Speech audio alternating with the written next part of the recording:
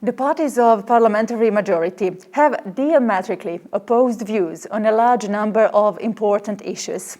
And there are numerous disagreements between the majority in the Assembly and the government. Talks are being held to overcome the crisis, although the latest has been very unsuccessful. In your opinion, how important it is to overcome the crisis, and how good or bad would it be if we come to the reconstruction of government? Oh, Anna, thank you very much for the question. It's a really topical and important one for Montenegro and for the international partners like the US who care for the future of this country. There should be vigorous debate in Parliament. It's where differences of opinion are worked out, and hopefully it's done in a transparent way where the citizens have a chance to hear and know how their elected officials are representing them.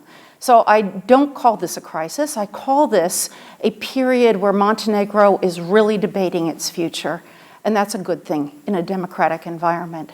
The US is a friend and partner of Montenegro, and we're an ally.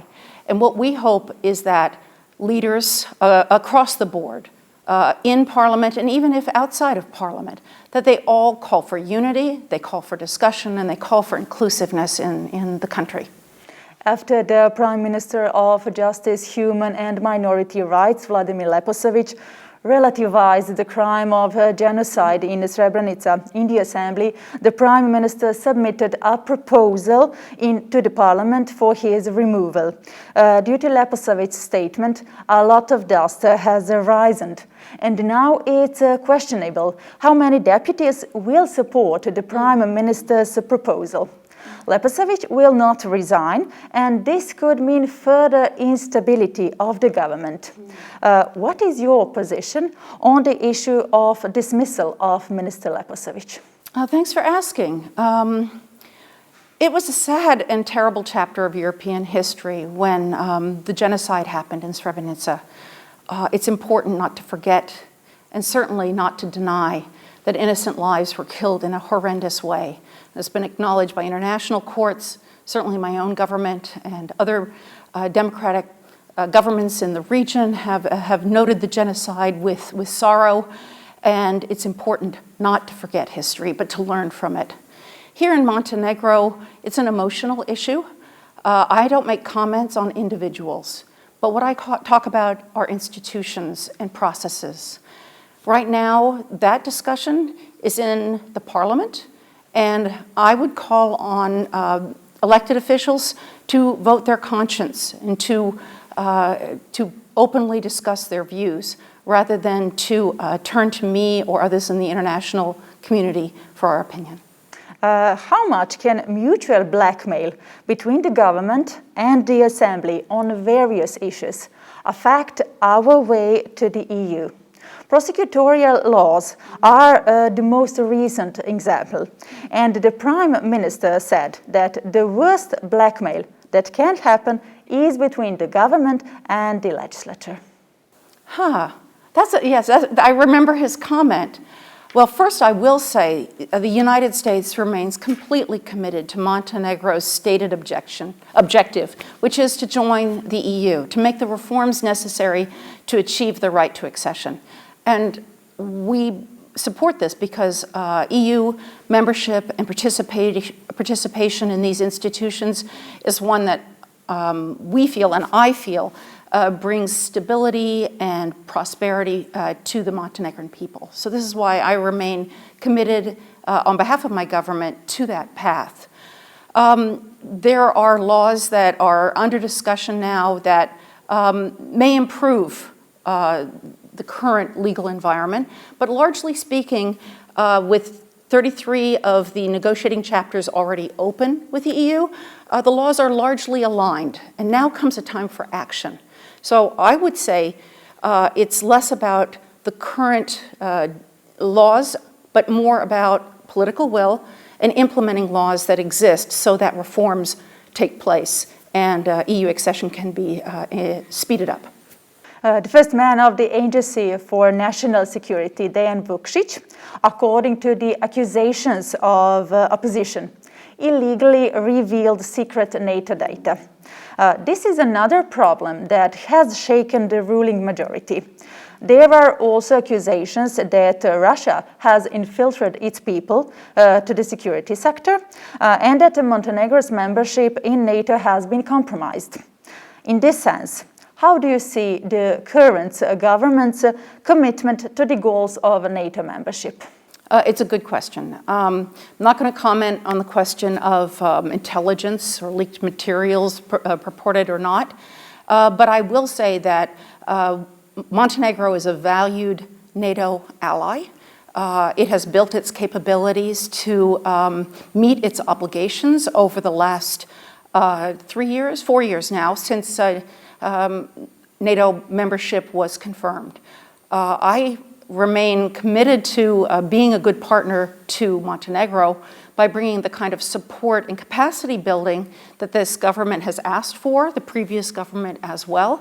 And as a partner and ally, that's how we will continue to engage with the government on the issue of NATO. NATO itself is a very strong and enduring institution. It can address small bumps in the road by engaging partners, and those conversations are going on. In Montenegro, the polarization of society is evident. We used to be proud for being a multi-ethnic society. Now the situation is different.